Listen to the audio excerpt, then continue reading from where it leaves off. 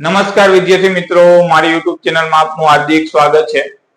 આપણે ગયા વિડીયોમાં આંકડાશાસ્ત્ર સૂચકાંક સ્વાધ્યાય 1.1 નો પહેલો દાખલો જોયો તો એમાં અચલ આધારની રીત આપણે જોયેલ હતી। આજે આપણે પરંપરિત આધારની રીત જોવાની છે, જેના માટે દાખલા નંબર બીજો જોશું। બીજા દાખલામાં શું તમને કીધેલું છે તો કે આપણે રકમ વાંચીએ તો તમને ખબર પડશે। જેમાં કીધેલું છે એક શહેરના ખાંડના છૂટક ભાવ અંગેની નીચેની માહિતી પરથી વર્ષ પેલું આપેલું છે વર્ષ 2008 ને આધાર વર્ષ તરીકે લઈ અચલ આધારની રીતે આપણે ઓલરેડી અગાઉ જોઈ લીધેલી છે। પછી કીધેલું છે પરંપરિત આધારની રીતે, અને એના પછી ત્રીજા નંબરનું કીધેલું છે વર્ષ 2009 અને 2010 ના ખાંડના ભાવની સરેરાશને આધાર વર્ષના ભાવ તરીકે લઈ ખાંડના ભાવના સૂચકાંક ગણો એવું કીધેલું છે। હવે આ ત્રણ રીત આમાં આપી છે। આપણે અચલ આધારની રીત જોઈ, જે તમે મારો અગાઉનો વિડીયો જોયેલો જ હશે।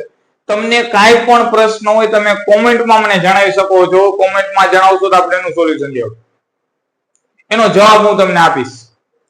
અને મેં મારા તમને નંબર આપેલા છે। મેં અગાઉ જે સૂત્રોની યાદી બનાવી હતી શોર્ટ વિડીયોમાં મારા નંબર છે જ, તમે મને મેસેજ પણ કરી શકો છો।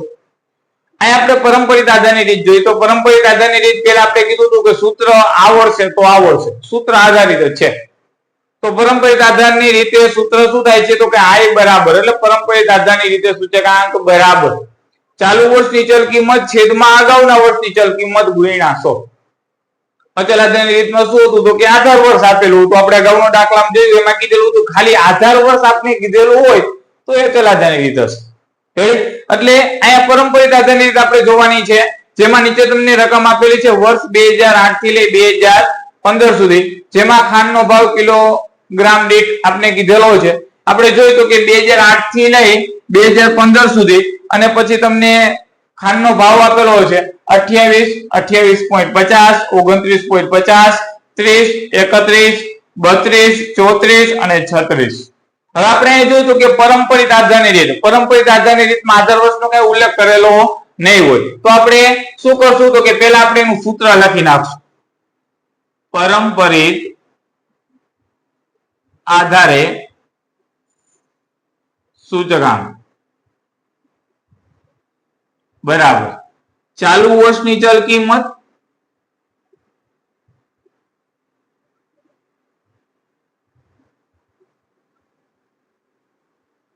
છેદમાં અગાઉના વર્ષની ચલ કિંમત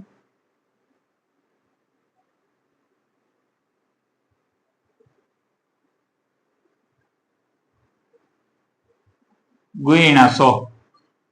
હવે ટૂંકું સૂત્ર કીધેલું હતું, ટૂંકું સૂત્રમાં શું હતું તો કે I બરાબર P1 ના છેદમાં P0 ગુણ્યા 100। પણ આપને પરીક્ષામાં પૂછાય એટલે આ સૂત્ર લખવાનું છે। હવે પરંપરિત આધારની રીતમાં હવે આપણે એ જોયું કે પહેલા વર્ષનો જવાબ શું આવશે, આપણે જવાબ લખવાનો છે। તો સૂત્ર પ્રમાણે જોયું તો કે ચાલુ વર્ષની ચલ કિંમત, ચાલુ વર્ષ આપણા માટે 2008 છે, એની ચલ કિંમત એટલે 28 છે, છેદમાં અગાઉના વર્ષની ચલ કિંમત। હવે ઓમાં તો આપણે કીધેલું હતું કે અગાઉની એમાં આધાર વર્ષ હતું, અચલ આધારમાં હતું એમાં શું હતું તો કે આધાર વર્ષ હતું। આધાર વર્ષ હોય એટલે આપણે કીધું કે જે આધાર વર્ષ જે વર્ષનું કીધેલું હોય એનો જવાબ શું આવશે। પણ અહીંયા શું કરવું તો કે અહીંયા પરંપરિત આધારની રીત કીધેલી હોય ત્યારે ડાયરેક્ટ જ તમારે પહેલા વર્ષનો જવાબ કેટલો મૂકી દેવાનો, 100 મૂકી દેવાનો। રેડી? હવે તો કે હવે જોતું જવાનું, સૂત્ર પ્રમાણે મૂકતું જવાનું। ચાલુ વર્ષની ચલ કિંમત, ચાલુ વર્ષની ચલ કિંમત કેટલી છે તો કે 28.50 છેદમાં તો કે અગાઉનું વર્ષ, આના અગાઉનું વર્ષ તો કે 2008, એના અગાઉનું વર્ષ કેટલું છે તો કે એની ચલ કિંમત 28 ગુણ્યા 100 બરાબર। જવાબ પછી આપણે એક સાથે કરશું, કેલ્સીમાં ડાયરેક્ટ કરી નાખશું। રેડી? અહીંયા જોઈએ આગળ આપણે હવે કીધેલું છે 2010 ચાલુ વર્ષની ચલ કિંમત, ચાલુ વર્ષ 2010 છે, કે આવશે તો કે 29.50 છેદમાં અગાઉનું વર્ષ 2009 કેટલી છે તો કે 28.50 ગુણ્યા 100 બરાબર। આગળ જોઈએ ફરી પાછું તો કે આપણા માટે કીધું 2011 એ આપણા માટે ચાલુ વર્ષ, તો 2011 ની કિંમત કેટલી છે તો કે ભાવ એક જ આપેલો છે, એક જ વસ્તુ આપણે કીધેલી છે 30। ચલો 30 છેદમાં અગાઉનું વર્ષ 2010 એની કિંમત કેટલી છે તો કે 29.50 ગુણ્યા 100 બરાબર। એના પછી જોઈએ તો કે ચાલુ વર્ષની ચલ કિંમત, હવે આપણા માટે વર્ષ 2005 છે, ચાલુ વર્ષ છે, ચાલુ વર્ષની ચલ કિંમત કેટલી છે તો કે 31। છેદમાં અગાઉના વર્ષની ચલ કિંમત 2012 ના અગાઉનું વર્ષ કયું તો કે 2011 30 તો મૂકી દે 30 ગુણ્યા 100 બરાબર. ચાલ આગળ જોઈએ તો કે ચાલુ વર્ષની ચલ કિંમત, ચાલુ વર્ષ આપણા માટે 2013 છે તો એની ચલ કિંમત કેટલી છે તો કે 32 છેદમાં અગાઉનું વર્ષ 2012 કેટલી છે તો કે 31 ગુણ્યા 100 બરાબર. ચાલો એના પછી જોઈએ તો કે ચાલુ વર્ષની ચલ કિંમત, ચાલુ વર્ષ આપણા માટે કેટલું છે તો કે 2014 એની ચલ કિંમત કેટલી છે તો કે 34 છેદમાં અગાઉનું વર્ષ કેટલું છે તો કે 2013 એની ચલ કિંમત કેટલી છે તો કે 32 ગુણ્યા 100 બરાબર. ચાલો એના પછી જોઈએ તો કે 2015 આપણા માટે ચાલુ વર્ષ 2015 ની ચલ કિંમત એટલે એનો ભાવ કેટલો છે તો કે 36 એના છેદમાં અગાઉનું વર્ષ કેટલું છે તો કે 34 એમ મૂકી દે 34 ગુણ્યા 100 બરાબર. હવે જોઈએ આપણે તો કે આપણે બધાની કિંમત મૂકી દીધેલી છે. હવે ડાયરેક્ટ કેલ્સીમાં આપણે બધાનો જવાબ મૂકવાનો છે. અચલ આધારની રીતે આપણે શોર્ટકટ કી કીધી હતી, આમાં કોઈ શોર્ટકટ કી નથી.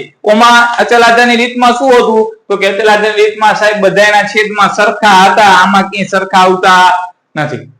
એટલે આપણે ખાસ ધ્યાન રાખવાનું છે. એટલે આપણે એક એક કરતું જવાનું છે અને મૂકતું જવાનું છે. 28.5 ભાગ્યા 28% એટલે પેલાનો જવાબ આવશે 101.79 101.79. ચાલો એના પછી જોઈએ તો કે 29.50 ભાગ્યા 28.50% ગુણ્યા 100 એટલે ટકા જ કે 103.51.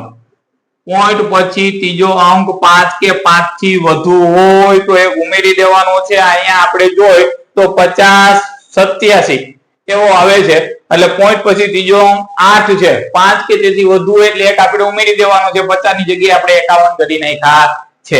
ચાલો એના પછી જોઈએ તો કે 30 ભાગ્યા 29.50% કેટલો આવે છે તો કે 101.69 કેટલો છે તો કે 101.69. ચાલો એના પછી જોઈએ તો કે 31 ભાગ્યા 30% એટલે કેટલો આવે છે તો કે 103.33. ચાલો એના પછી આપણે જોઈએ તો કે હવે કીધેલું છે 32 ભાગ્યા 31% એટલે તમારો જવાબ આવશે 103.22. કેટલો આવશે તો કે 103.22. ચાલો એના પછી જોઈએ તો કે 34 ભાગ્યા 32% એટલે તમારો જવાબ આવશે 106.25. 106.25. ચાલો આગળ જોઈએ આપણે શું કીધેલું છે હવે તો કે 36 ભાગ્યા 34% એટલે કેટલો આવશે તો કે 105.88. કેટલો આવશે તો કે 105.88. સાવ સહેલી રીત છે. બોર્ડની પરીક્ષામાં આ રીત પૂછાવાની શક્યતા છે. 3 માર્કમાં પૂછાય છે. કેટલા માર્કમાં 3 માર્ક. અને આ રીત આવી જ શકશે. માર્ચ 2026 બોર્ડની પરીક્ષામાં આપણે જોઈ તો આ રીત હશે જ. એટલે આને આપણે ખાસ જોવાની છે. પરંપરિત આધાર અથવા અચલ આધારની રીત કોઈ પણ એક રીત હોઈ શકે છે. આ હતી પરંપરિત આધારની રીત. હવે આપણે સરેરાશની રીત જોશું આવતા વિડીયોમાં.